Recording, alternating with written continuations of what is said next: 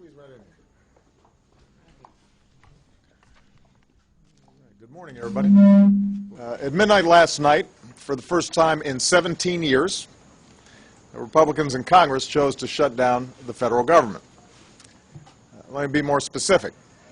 One faction of one party in one house of Congress, in one branch of government, shut down major parts of the government, all because they didn't like one law. This Republican shutdown did not have to happen, but I want every American to understand why it did happen. Republicans in the House of Representatives refused to fund the government unless we defunded or dismantled the Affordable Care Act. They've shut down the government over an ideological crusade to deny affordable health insurance to millions of Americans. In other words, they demanded ransom just for doing their job.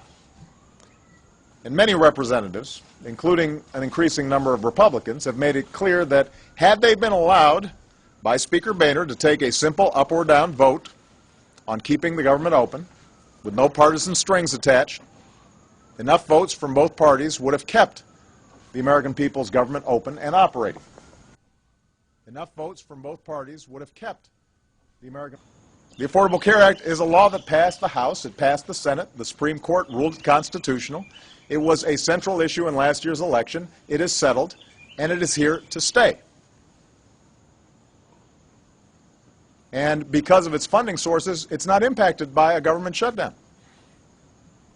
And these Americans are here with me today because even though the government is closed, a big part of the Affordable Care Act is now open for business. And for them, and millions like them, this is a historic day for a good reason. It's been a long time coming. But today, Americans who have been forced to go without insurance can now visit healthcare.gov and enroll in affordable new plans that offer quality coverage. That starts today. If they go through with it this time and force the United States to default on its obligations for the first time in history, it'd be far more dangerous than a government shutdown, as bad as a shutdown is. It would be an economic shutdown. So I'll speak more on this in the coming days, but let me repeat. I will not negotiate over Congress's responsibility to pay bills it's already racked up. I'm not going to allow anybody to drag the good name of the United States of America through the mud just to refight a settled election or extract ideological demands. Nobody gets to hurt our economy and millions of hardworking families over a law you don't like. Thank you. If you won't negotiate, how can you get a solution? How can you bring an end to this if you won't talk to the congressional leaders?